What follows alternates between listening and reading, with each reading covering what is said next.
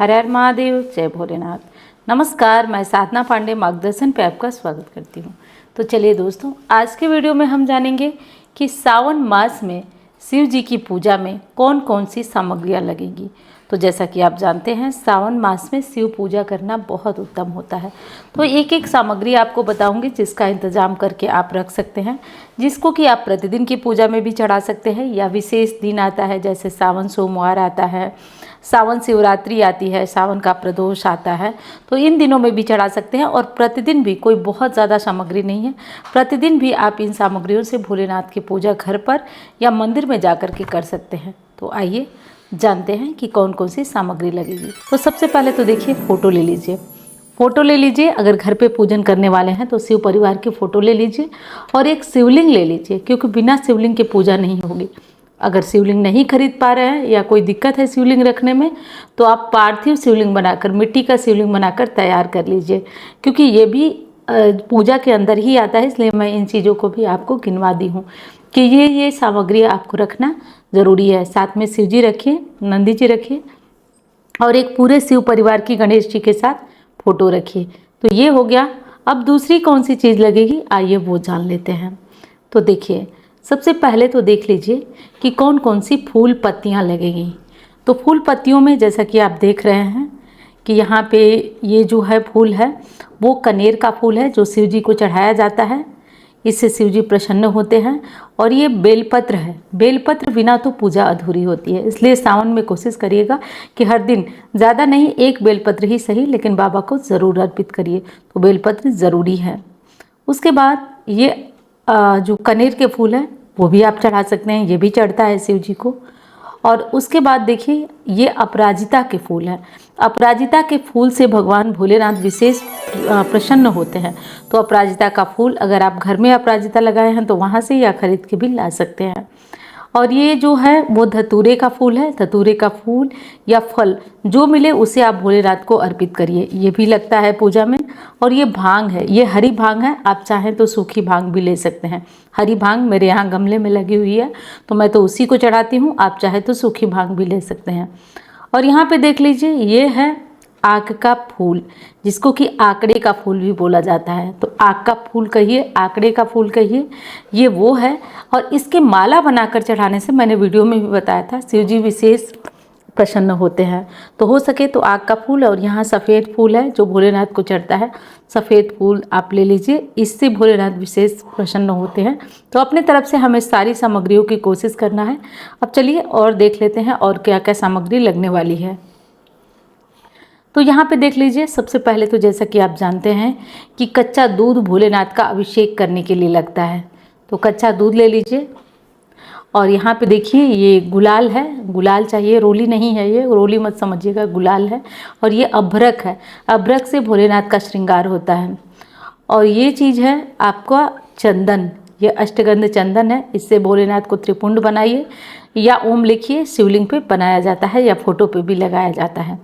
तो ये हो गया। अब कच्चा दूध भोलेनाथ के अभिषेक के लिए ज़रूरी है, तो कच्चा दूध ले लीजिए। साथ में दही ले लीजिए, घर की बनाई हुई, या नहीं मिलती है तो पैकेट की ले लीजिए। घर की बनाई हुई लेंगे तो और बेहतर होगा। और दूसरी चीज़ है, अगली चीज़ है, कुछ प्रसाद ले लीजिए। प्रसाद में सफ़ेद चीज़ें भोलेनाथ को चढ़ाई जाती है, सफ़ेद मिठाई वगैरह। हो सके तो आप ड्राई फ्रूट भी चढ़ा सकते हैं, फल भी चढ़ा सकते हैं, जो भी हो आप चढ़ा लीजिएगा। और ये भस्म है, आप लोग बार बार पूछते हैं कौन सी भस्म चढ़ाती हूँ मैं, तो मैं कोई भी 10-15 रुपये की मार्केट में आती है वही भस्म मैं लेके चढ़ाती हूँ। आप लोग भी वो भस्म जो मार्केट में मिलती है उसे चढ़ा सकते हैं, कोई दिक्कत नहीं है। और अगली चीज़ ये रही कि और भोलेनाथ की पूजा में कौन कौन सी सामग्रियाँ हैं जो कि अनिवार्य है। तो देखिए, कुछ सामग्री होती है, जैसे कि अभिषेक करने में शहद का इस्तेमाल होता है। शहद से आपके रिश्ते मजबूत होते हैं, दाम्पत्य जीवन सुखी रहता है, खुशहाल रहता है। तो जैसा कि आप शहद भी रख सकते हैं भोलेनाथ की पूजा में, अभिषेक में। तो शहद तो ज़रूरी है जब आप अभिषेक करें, और किसी कारण से भूल गए हैं या मंदिर नहीं ले गए हैं तो आप घर पे भी अभिषेक कर सकते हैं, या मंदिर ले जाकर करना चाहे तो कर सकते हैं। इत्र का प्रयोग किया जाता है, इससे शुक्र भी मजबूत होते हैं। और भोलेनाथ को सुगंधित करने के लिए जब अभिषेक वगैरह कर लिया जाता है तब इत्र चढ़ाया जाता है। और ये कलावा है, कलावा भी चढ़ाया जाता है वस्त्र स्वरूप में। जब नहला लिया जाता है अभिषेक के बाद, तो उसके बाद चंदन लगाया जाता है, इत्र लगाया जाता है और वस्त्र पहनाया जाता है जो कि कलावे का वस्त्र होता है। तो ये अभिषेक में पूजा में काम आती है भोलेनाथ की, तो इसे भी ज़रूर ले लीजिएगा आप लोग। अब बात मैं कर रही थी कि अभिषेक में कुछ चीज़ें ऐसी हैं जो मैं नहीं दिखाई हूँ आपको, जैसे कि शक्कर ले लीजिए, चीनी भी लेकर चढ़ाया जाता है। और ये फूल मालाएँ ले लीजिए, फूल माला अगर बन सके तो आंकड़े की माला बना लीजिए, या जो माला आपको सुलभता से मिल रही है आप वो माला ले लीजिए। तो फूल मालाएं भी ले सकते हैं। और दोस्तों वीडियो पसंद आ रही है तो लाइक करिएगा, आपके लाइक से मुझे बहुत प्रेरणा मिलती है, हौसला मिलता है, तो आप लोग लाइक ज़रूर करिएगा। और हाँ, चैनल को सब्सक्राइब नहीं किया आपने तो ज़रूर कर लीजिएगा, मेरा भी हौसला वर्धन होता रहेगा। यहाँ कुछ फूल वगैरह है जो मैं आपको दिखा रही हूँ, तो ये फूल वगैरह भी आप लोग जितना इकट्ठा हो जाए उतना ले लीजिएगा। जो नहीं मिल पाए उसकी चिंता बिल्कुल मत करिएगा, बिल्कुल भी उसकी चिंता मत करिएगा। जो इकट्ठा आपसे हो जाए, जो आपको मिल जाए उसी से आप पूजा करिएगा, जो ना मिले उससे बिल्कुल भी परेशान ना होइए। ये चंदन है, ये गीला चंदन है, इसमें खुशबू बहुत अच्छी आती है, तो आप ये चंदन भी भोलेनाथ को समर्पित कर सकते हैं। इससे भी भोलेनाथ प्रसन्न होते हैं और आपकी जो भक्ति की यात्रा है वो भी मंगलमय होती है। तो आप कर लीजिएगा, अच्छा है ये चंदन भी। और यहाँ पे हनी दिखा रही हूँ मैं, हनी भी आप अभिषेक के लिए ले सकते हैं। ले सकते क्या है, कोशिश करिए कि एक छोटा सा डब्बा रख लीजिए अभिषेक के लिए, और हनी से अभिषेक आप ज़रूर करिए, हनी ज़रूरी होता है, तो ये अभिषेक कर लीजिए। और यहाँ पे घी दिखा रही हूँ मैं, घी दिया जलाने के लिए भी चाहिए और अभिषेक के लिए भी चाहिए, तो घी चाहिए और हनी चाहिए। चीनी भी चाहिए आपको, तो चीनी ले लीजिए। चीनी जैसे कि जो घर पे हम लोग चाय वगैरह में डालते हैं वही चीनी होती है, साफ़ सुथरा आप किसी डब्बे में निकाल लें और उससे जो है भोलेनाथ का उसे भी चढ़ाकर अभिषेक किया जाता है। और यहाँ देखिए मेरे छोटे डिब्बे को बहुत लोग पूछते हैं कि ये छोटे डिब्बे में आप क्या क्या रखती हैं, दिखाइए। तो बस रोज़ की जो पूजा की सामग्रियाँ होती हैं वही इसमें होती हैं।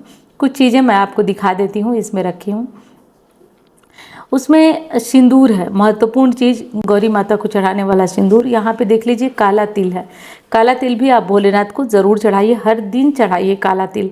इससे भी दुखों का नाश होता है और परेशानियों का नाश होता है, तो आप इसे ज़रूर चढ़ाएं। काले तिल तो आप ज़रूर चढ़ाएं, मैं हमेशा आपको बताती हूँ जल में मिलाकर या जैसे भी हो, लेकिन काले। यहाँ पे नाग केसर है जो कि मैं आपको बताती हूँ, ऑनलाइन ऑफलाइन आपको हर जगह मिल भी जाएगा। नाग केसर ले लीजिए, नाग केसर भी भोलेनाथ को समर्पित करिए। नाग केसर आपको आज दिखा भी दी, बार बार इसकी बात करती हूँ, आज देख भी लीजिए आप लोग। अब अगली कौन सी चीज़ है जो आपको मैं और दिखा सकती हूँ, तो देखिए अक्षत है, ये चावल है, बिना टूटे हुए चावल ले लीजिए, इसी भोलेनाथ को चढ़ाइएगा। तो अक्षत ज़रूरी है आपको लेना, तो अक्षत ले लीजिए। और उसके बाद हम गौरी माता को, जैसा कि मैंने एक वीडियो डाला है, शायद आप लोग उस वीडियो को देखे ना हो, कि सुहागिन महिलाएं सावन में 7 काम करें, तो इसमें प्रतिदिन गौरी माता की मांग भरनी है। इससे क्या होता है, अखंड सौभाग्य की प्राप्ति होती है, क्योंकि सावन मास में गौरी की आराधना भी होती है, जैसे मंगला गौरी की पूजा होती है। इससे अखंड सौभाग्य की प्राप्ति होती है। और जो हमारे शादीशुदा जीवन, जैसे पति बीमार रहते हैं, चिड़चिड़े रहते हैं, तमाम तरह की दिक्कतें रहती हैं, तो वो सब दूर होती है। तो प्रतिदिन गौरी माता की मांग भरिएगा और एक दीपक ले लीजिएगा, क्योंकि यही तो हमारे कर्म का साक्षी होता है। तो एक दीपक ले लीजिएगा, जनेऊ भी ले लीजिएगा। और हाँ, मैं पूरी संपूर्ण सामग्री दिखाने की कोशिश कर रही हूँ, दिखा भी रही हूँ, तो आप लोग इससे घबरा मत जाइएगा कि इतनी सारी सामग्री है। आपसे जो हो सके वो ले लीजिए। और पहले से बता रही हूँ, तो आप कोशिश करिएगा कि सारी सामग्रियाँ आप इंतज़ाम भी कर लें, क्योंकि सामग्रियाँ बहुत महंगी तो आती नहीं है, सबके पास हो जाएगा, इतनी व्यवस्था तो सभी लोग के पास होती। और जिनके पास धन नहीं है, बहुत परेशानी है, परेशान रहते हैं आप धन को लेकर, तो आप कमलगट्टी के बीज का उपयोग करिए। कमलगट्टी के बीज शिवलिंग पे चढ़ाइए और इसे भी करिए। उम्मीद करती हूँ वीडियो आपको पसंद आई हो। जैसा कि आप जानते हैं दोस्तों, श्रावण मास प्रारंभ होने वाला है। सावन मास प्रारंभ हो रहा है 11 जुलाई से और 9 अगस्त तक चलने वाला है। सावन का माह पावन होता है। भोलेनाथ की पूजा, आराधना और रुद्राभिषेक इत्यादि सभी कार्य सब अपने अपने घरों में कराते हैं, लेकिन जो विशेष कामना होती है वो जब मंदिर में करते हैं तो विशेष लाभ आपको मिलता है। तो ये सुनहरा मौका आ गया है दोस्तों। पिछले साल की भांति इस साल भी रुद्राभिषेक वाराणसी में बाबा भोलेनाथ के आशीर्वाद से संपन्न होने जा रहा है। आप लोगों में से जो लोग भी रुद्राभिषेक अपनी मनोकामना की पूर्ति के लिए करवाना चाहते हैं, जो लोग कराना चाहते हैं, जो बहुत दिनों से परेशान है किसी मनोकामना को लेकर, वो अपनी मनोकामना पूर्ति के लिए रुद्राभिषेक में शामिल हो सकते हैं, रुद्राभिषेक करा सकते हैं। रही बात दक्षिणा की कि दक्षिणा कितनी लगेगी, तो एक चीज़ मैं दावे के साथ बता दूं दोस्तों कि जितना आप घर पे कराते हैं उससे भी बहुत कम हिस्सा आपका मंदिर में लगेगा। केवल इतना लगेगा कि आप ब्राह्मण लोगों को दक्षिणा आपके रुद्राभिषेक का दिया जा सके, और जो मंदिर का खर्च होता है, क्योंकि इतना आसान नहीं है वाराणसी के किसी मंदिर में जाकर के रुद्राभिषेक करा पाना, वो भी सावन मास में। भीड़ अत्यंत होती है, परेशानी अत्यंत होती है, बड़ी जद्दोजहद और भाग दौड़ के बाद हम लोग ऐसा करवा पाते हैं, और आप लोगों का प्रेम है। और सबसे बड़ी बात कि बाबा के आशीर्वाद के बिना तो एक पत्ता नहीं हिलता है, बाबा की कृपा है और बाबा बुला रहे हैं आप लोगों को, इसलिए ये रुद्राभिषेक का आयोजन वहाँ हो पाता है। तो 26 जुलाई को है दोस्तों, 26 जुलाई को ये रुद्राभिषेक है। जो लोग आना चाहते हैं वो अपना नाम, स्थान, गोत्र, और जो नहीं आ पाते हैं किसी कारण से, वो भी अपना नाम, स्थान, गोत्र बोले लिखवा दें ऑफिस नंबर पर। और फिर एक बार कह रही हूँ, दक्षिणा की चिंता बिल्कुल नहीं, क्योंकि दक्षिणा देखिए, मैं ये चाहती हूँ कि वो लोग भी इसमें शामिल हो जो कभी पूजा रुद्राभिषेक चाह कर भी किसी बड़े मंदिर में नहीं करा पाते हैं। तो ये भव्य बड़ा मंदिर है जिसमें कि रुद्राभिषेक और पूजा होने से हमारी मनोकामना पूरी होती है। बस एक बात का ध्यान आपको रखना है, ध्यान आपको ये रखना है कि अपनी मनोकामना, जैसे ऑफिस नंबर पर आप अपना नाम, स्थान, गोत्र नोट कराएंगे, मनोकामना किसी को नहीं बताएंगे। जब संकल्प लिया जाएगा तो आप अपनी मनोकामना बोलिएगा। जब आप नहीं आ पाते हैं तो लाइव चलेंगी चीज़ें। पिछली बार तो कनेक्शन काफ़ी कट रहा था फ्रीक्वेंसी जैमर होने के कारण, लेकिन इस बार हम लोग वायर्ड व्यवस्था कर रहे हैं जिससे कि लाइव का कार्यक्रम हमारा कटे ना। तो आप लोग उस लाइव में अपनी मनोकामना बोलिए, देखिए कैसे चमत्कार हो जाता है।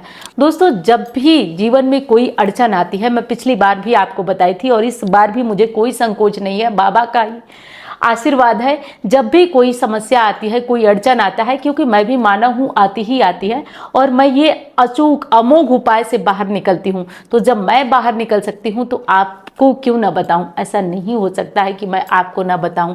आप भी 26 जुलाई को रुद्राभिषेक में शामिल हो सकते हैं, और जो लोग नहीं आ पाते हैं उनके नाम भी लिए जाएंगे लाइव में, लाइव कार्यक्रम में। तो लाइव कार्यक्रम को छोड़ के मत जाइएगा, लाइव कार्यक्रम में आपके भी नाम लिए जाएंगे।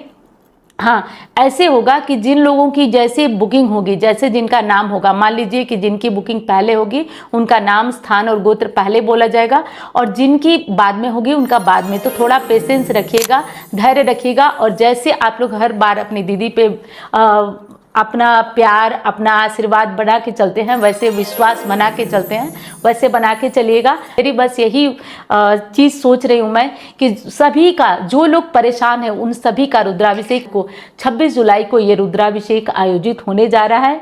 बस ध्यान रखना है कि आपकी जो मनोकामना हो, गुप्त मनोकामना हो, किसी से बताइएगा मत। रुद्राभिषेक हो जाने के बाद 4 महीने वेट करिएगा, बाबा चाहेंगे तो। और एक चीज़ और बता दूँ, बहुत भक्त इसका जो बेसब्री से वेट कर रहे हैं कि कब ये वीडियो आएगी और कब हम लोग उसमें शामिल होंगे, और बहुत लोगों के काम पूरे हो गए हैं। एक बार वहां आने से आपके काम पूरे होते हैं, और नहीं आ पाते हैं, आपके नाम से, आपके गोत्र से यदि रुद्राभिषेक हो जाता है तो आपका काम निश्चित तौर पे बनेगा, निश्चित तौर पे बनता है। बस बाबा की कृपा बरसनी चाहिए।